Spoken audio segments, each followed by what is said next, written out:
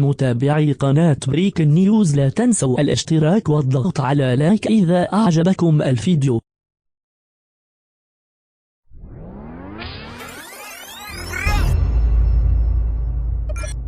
أما الكره لا حد له.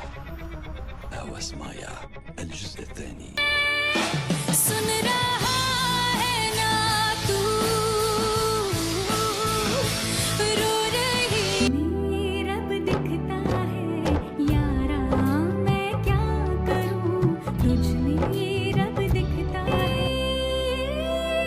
شارك الفنان المغربي سعد جراد جمهوره صوراً من تسجيل أغنيته الهندية الجديدة والتي لم يكشف بعد عن اسمها، والمقرر أن يطرحها قريباً.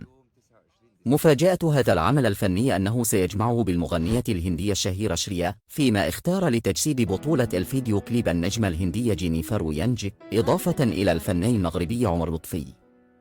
هذه الأخيرة التي اشتهرت في الوطن العربي من خلال مسلسلاتها التي عرضت على MBC بوليود، منها مسلسل صحى الأسمر بدور كومود، ومسلسل هوس مايا بدومايا. وظهرت جينيفر ويانج رفقة سعد جراد في مقطع فيديو تم تداوله سابقا عبر منصة التواصل الاجتماعي من كواليس تصوير العمل، فيما نشر سعد جراد عدد من الصور الخاصة بالكواليس من خلال حسابه الرسمي على تطبيق الانستجرام. وكان سعد قد قام بتصوير فيديو كليب الأغنية بمدينة نيودلهي الهندية، وهو العمل الذي يرتقب أن يرى النور في الأيام القليلة القادمة، وتعد هذه الأغنية الثانية له مباشرة بعد نجاح أغنية أشخبرك.